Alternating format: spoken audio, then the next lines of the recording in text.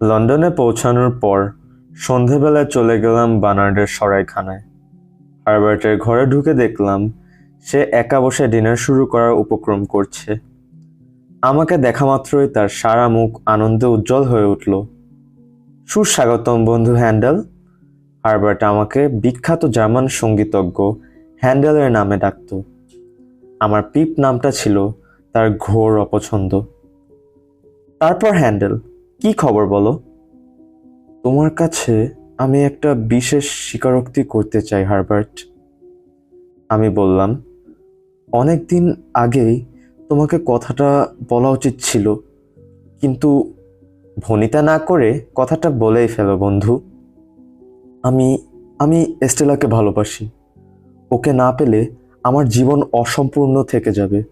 আমি ওকেই বিয়ে করতে চাই। বাহ, চমৎকার, হারবার্ট বলে উঠল। তোমার কি মনে হয় মিস হ্যাভিশাম পরিকল্পনা মাফিক তোমার এবং এস্টেলার জুড়ি বানাতে চাইছেন? কি জানি, আমি ঠিক বুঝতে পারছি না। এখানে একটা প্রশ্ন আছে বন্ধু হ্যান্ডেল। প্রশ্নটা হলো, এস্টেলা কি তোমায় ভালোবাসে? না। আমি দুঃখিত মুখে মাথা নাড়লাম। আমাকে খুব তাচ্ছিল্য করে, অপমান করে কালই আমাকে স্পষ্ট বলেছে যে ওর হৃদয় বলে কিছু নেই। সহানুভূতি, ভালোবাসা এসব আবেগ ফালতু অর্থহীন ব্যাপার। হারবার্ট মৃদু হেসে বলল, মিস হ্যাভিশামের শিক্ষা। সেই ছোট বয়স থেকে উনি এস্টেলাকে শিখিয়েছেন কেমন করে নিজের হৃদয়কে হত্যা করতে হয়। কিছুক্ষণ চুপ করে থাকার পর হারবার্ট বলে উঠল, তোমাকে দুটো অনুরোধ করছি, মানলে তোমার ভালো হবে। 1 নম্বর হচ্ছে, তোমার 21 বছর বয়স হতে আর বেশি দিন বাকি নেই। 21 পূর্ণ হলে মিস্টার জ্যাগার্স নামক বাধাটি তোমার পথ থেকে সরে যাবে। অজ্ঞাত উপকারী বন্ধুর দেওয়া টাকার উপর তোমার পূর্ণ অধিকার জন্মাবে। নিজের সব সিদ্ধান্ত নিজে নিতে পারবে। ততদিন পর্যন্ত অপেক্ষা করো। হারবার্ট আর কিছু বলছে না দেখে আমি জিজ্ঞেস করলাম, দ্বিতীয় অনুরোধ? এস্টেলার কাছ থেকে নিজেকে সরিয়ে নাও।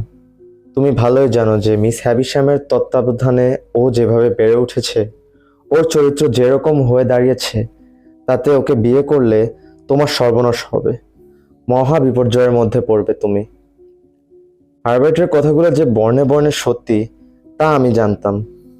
আমি বললাম, হারবার্ট, তুমি একদম ঠিক কথা বলেছ, কিন্তু আমি পারবো না।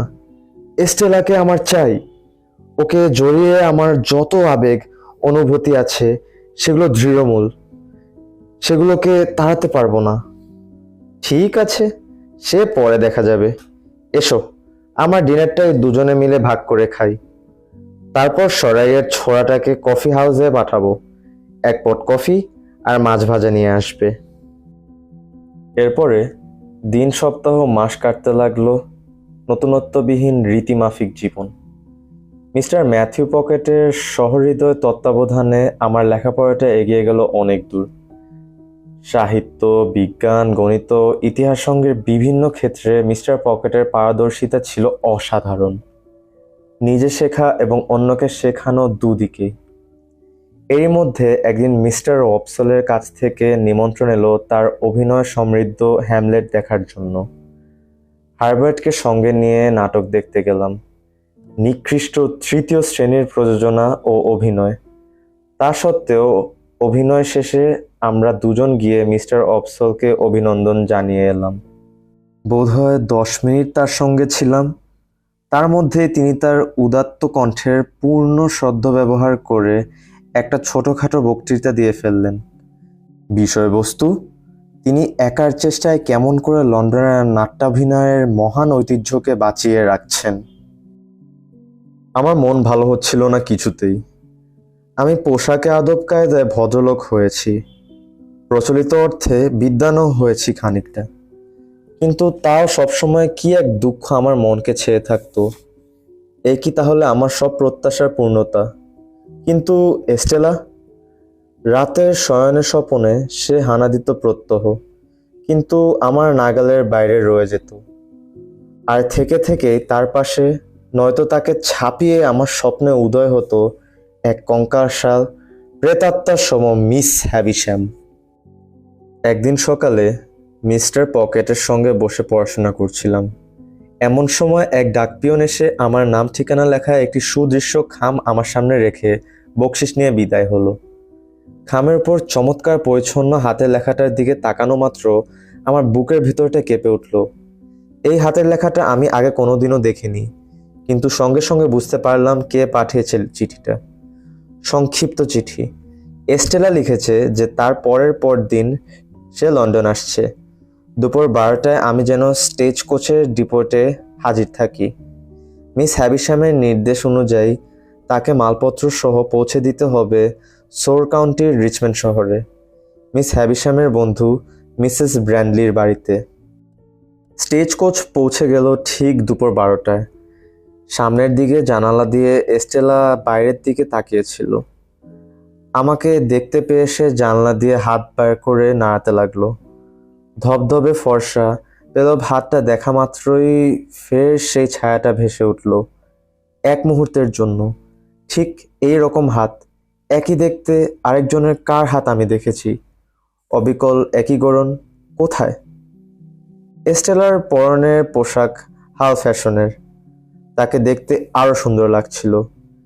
সে নেমে এসে উজ্জ্বল মুখে হাসলো, তারপর বলল, আমি সোজা রিচমন্ড যাব, তুমি একটা ভাড়া গাড়ি ডাকো, তার আগে আমি একটু চা খাবো। তার 3-4টি ব্যাগ সুটকেস নিয়ে কাছে একটি রেস্তোরাঁয় তাকে বসিয়ে আমি একটা ফিটন গাড়ি ডাকতে পাঠালাম। আমি যন্ত্রের মতো কাজ করে যাচ্ছিলাম। এস্টেলা উচ্ছল স্বরে নানা কথা বলছিল, কিন্তু সেসবই সাদামাঠা আলাপ, কোনো বিশেষ আবেগের প্রকাশ নেই তার মধ্যে। আমি যেরকম ঘনিষ্ঠতা তার সঙ্গে করতে চাইছি তার তরফ থেকে সেরকম কোনো সাড়াই নেই। আমি বোধহয় কিছুটা বিহ্বল হয়ে পড়েছিলাম।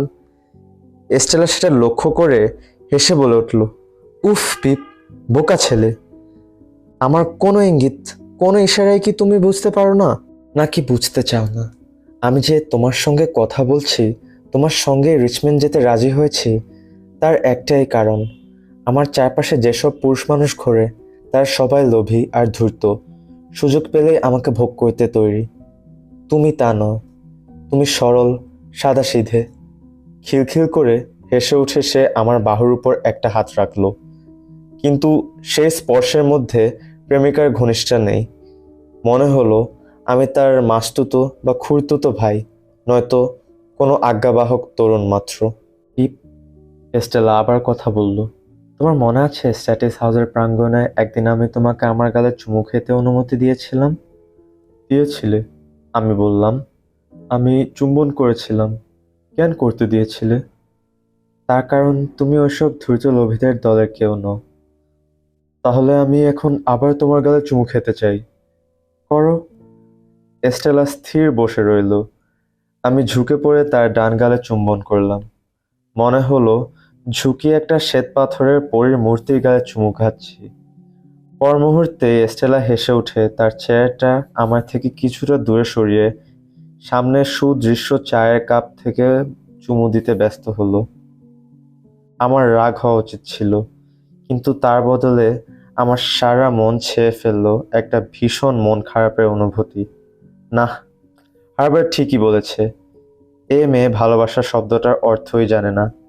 নিজেকে ছাড়া অন্য কাউকে ভালোবাসা এর পক্ষে পুরোপুরি অসম্ভব। রিচমন্ড মাত্র 10 মাইল দূরে। ভাড়া করা ফিটনে চেপে মিসেস ব্র্যান্ডলির সাদামাঠা পুরনো বাড়িতে পৌঁছতে সময় লাগলো 8 ঘন্টার কিছু বেশি। মোটাসোটা মিসেস ব্র্যান্ডলির তত্ত্বাবধানে কিছুক্ষণের মধ্যে এস্টেলা তার মালপত্র সহ বাড়ির আধো অন্ধকার অভ্যন্তরে অন্তর্হিত হলো। তার পেছনে মিসেস ব্র্যান্ডলিও ঢুকে গেলেন। আমি হঠাৎ খেয়াল করলাম এস্টেলার টাকার ব্যাগটা আমার হাতে। রেস্তোরাঁতেই সে ওটা আমাকে দিয়েছিল। মিস হ্যাভিশ্যামের কড়া নির্দেশ, এস্টেলার জন্য যা খরচপাতি হবে সব দিতে হবে তার দেওয়া টাকা থেকে, আমি যেন একটি পেনিও না দিই। পিটনের ভাড়া মিটিয়ে আমি এগিয়ে গিয়ে বাড়ির দরজায় কড়াঘাত করলাম। কিছু পরে মিসেস ব্র্যান্ডলি স্বয়ং দরজা খুললেন। আমি বললাম, এস্টেলা? সে এখন ক্লান্ত, বিশ্রাম করছে। তার এই ব্যাগটা আমার কাছে রয়ে গেছে। আমাকে দাও, আমি দিয়ে দেব। তুমি পরে এসো। আমার মুখের উপর সশব্দে দরজা বন্ধ হয়ে গেল।